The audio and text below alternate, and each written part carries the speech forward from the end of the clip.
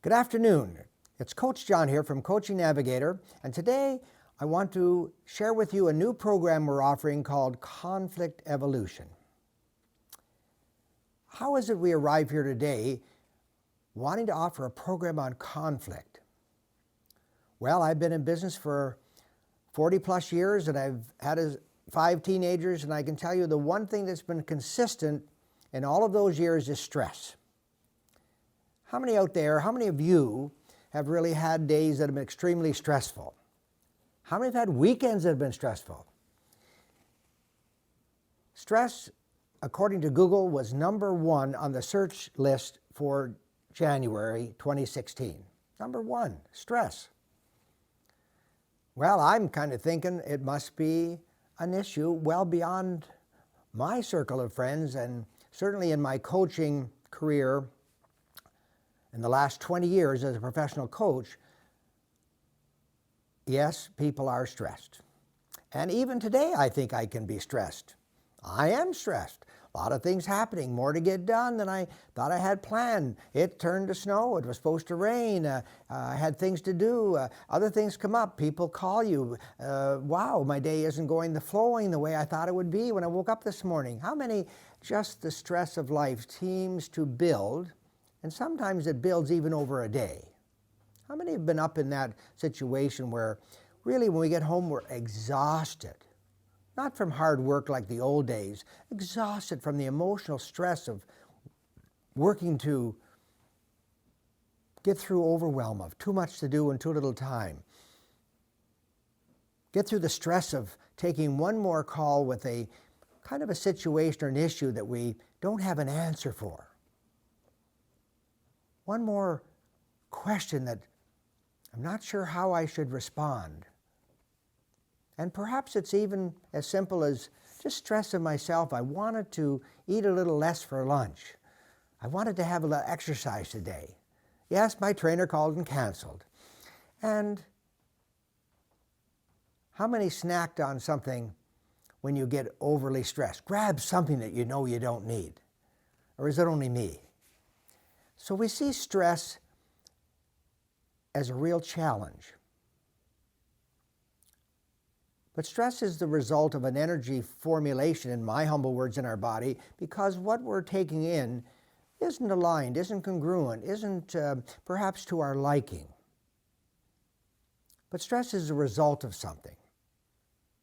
Stress can be good, actually, to get you going. It could be a little bit helpful, but too much stress, we can agree, is not going to work. So having been in some situations, even in the last few months, dealing as a caregiver to a person with cancer, dealing with an evolving business changing, dealing with elder, adult, teenage care, children who grow up who still need some care, dealing with the passing of parents, all of those things that are the natural evolutions of life bring on stress in varying degrees. And given any one day, we seem not too bad. We kind of have coping mechanisms. We can kind of adjust for it. We can maybe take a break on the weekend and go for a long walk, or in the summer go for a canoe ride, or anything at all. But sometimes it's not just one stress. It's 2, it's 3, it's 4. Before we know it, it feels like there's a dozen things. A dozen. Our program, Conflict Evolution, is a way. It's a very simple process. 5 simple steps that allow us to reconnect with ourselves and take the one thing, the one element that's going on both inside ourselves or out there that allow us, that permit us, that give us the resourcefulness to work through, stay in the process of resolving this conflict, and the stress just dissolves, almost naturally. So our process is very simple. 5 steps. What's the story that I'm hearing about the stress or even making up? I now say, okay, Coach John, you're making up this story about the stress. Stress is that person once again has let me down. That situation is out of hand. That person hasn't learned anything. My teenager is acting out again. Wow, I was going to take that special week to myself at the lake and get meaning and purpose back in my life. I was going to get grounded. And then I have to find out, what did I do? What was I doing? What was I doing instead? What did I observe myself doing? How did that last 5 pounds sneak on? How did I not get away on that vacation? How did I end up getting home exhausted from work the whole last of week? And I can start to check in with what was really going on inside. What was I feeling during that time? Taking a moment to reflect.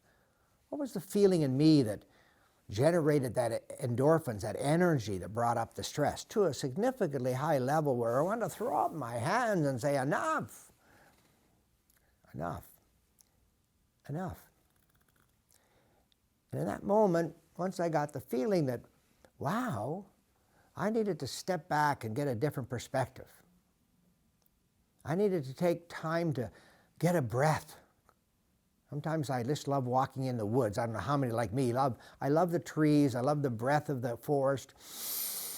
I love being on the lake just to get a breath. And as I look back now, it gives me a moment to reflect beyond that immediacy, that in-my-face moment that stress seems to bring up.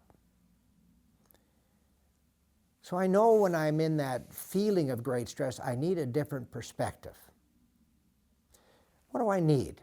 Well, if I'm here at work, maybe I'll just go for a walk around the office. Or maybe I'll go and talk to somebody who's unusually cheerful all the time. Or maybe I'll just have a quiet moment of going into a 4-minute meditation. It's timely. It works. I know, having had the privilege of traveling in the East, I can do this in 17 seconds. It sure beats going home for a carafe of the fine liqueur. It really can be done anywhere at any time. I'd love to say that I always had 4 minutes, but I know I can start to unravel that stress in as little as 17 or 27 seconds. I breathe. I breathe into my belly and I connect with myself again, deeply. And on the out-breath, I let go of part of the story I'd made up, part of that little bit of element that I was kind of irritating me, niggling at me. And I get a feeling starts to come. Maybe after 4 minutes, I'm already feeling, wow. Que sera, que sera. Well, not quite, but I can at least say that if it isn't right, it isn't the end, because things are always right in the end. I brought that home from India, and I've always remembered that. Things will be right at the end. Let's make this right with myself. And then it'll be right with others around me. So I look at what do I need here? I need a perspective. I need to have some choice. I need to have this process to slow myself down so I can stay connected in the process long enough to ask better questions, both of myself and others. I need to slow the process down so people around me feel heard. They feel acknowledged. They feel seen and understood. I need to do that because I want to maintain the trust and rapport that we've built over time. That's what I need. And when I get some of those needs start to being met, I can better attune to what my friends, my sons, my daughters, what my family needs. And then, when I've kind of settled out a couple of the primary needs, and maybe there's 3 or 4, then I can look to, well, where do I start? What's the request I'll make of me?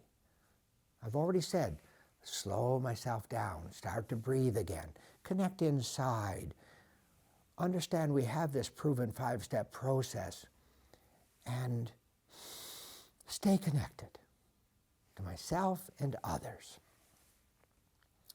And then I'll be able to make requests when I'm in that calm, more harmonious, aligned state, and I'm settled. I can make a request. Say, what do you need? What's happening? What's up, man, as my son said. What's up, Pops? What's up? And I can listen. And I can hear. And we can create new choices together. And it works. 5 simple steps. Check in with our stories. Are they true?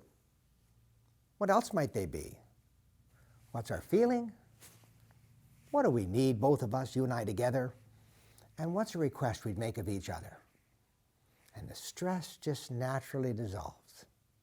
Thank you.